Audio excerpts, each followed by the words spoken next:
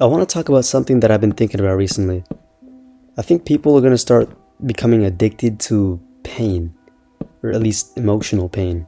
A lot of people today turn to things like substance abuse or mindless doom scrolling in order to cope with really negative emotions and feelings if they deal with some sort of mental illness or something. Think about why we do it.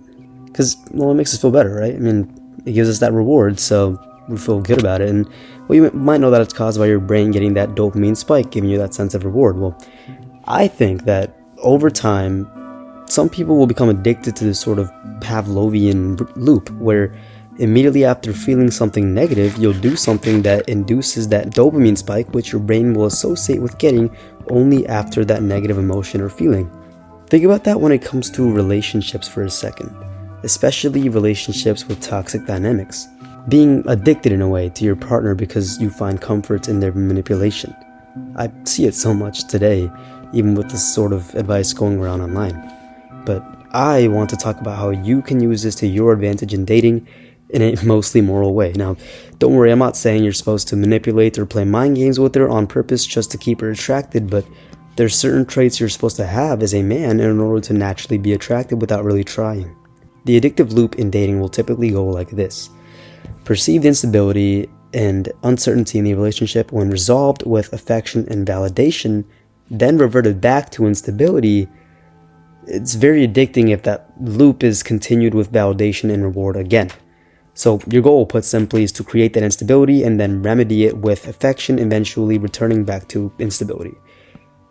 And if you've been listening to what I'm saying, chances are this might sound familiar to you. It just sounds like love bombing, or maybe you call it the hot and cold dynamic or some shit. But well, I mean, if you take what I've just explained in its raw form, then well, yeah, I'd say that's considered love bombing. But I'm not just telling you to intentionally ignore or neglect her.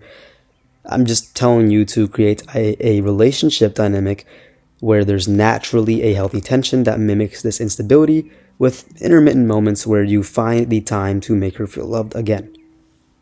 Now, there's only one way to create healthy instability in your relationship.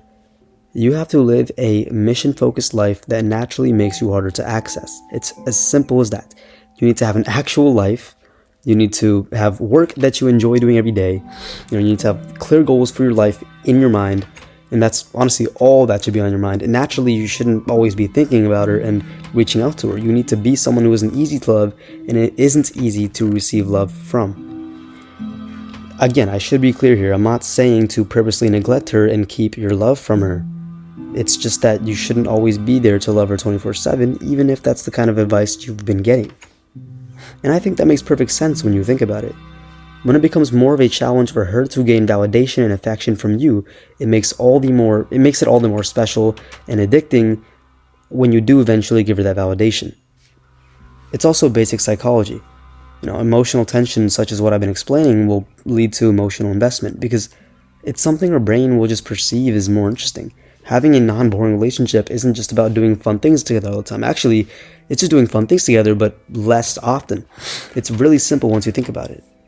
To keep her not just attracted, but addicted to you, you don't need to hurt her or adopt toxic traits. Just be more of an actual fucking man. It's as simple as that. Also, the human brain is wired to chase and enjoy novelty. It wants unpredictability. You don't want to be predictable. You don't always want to be around.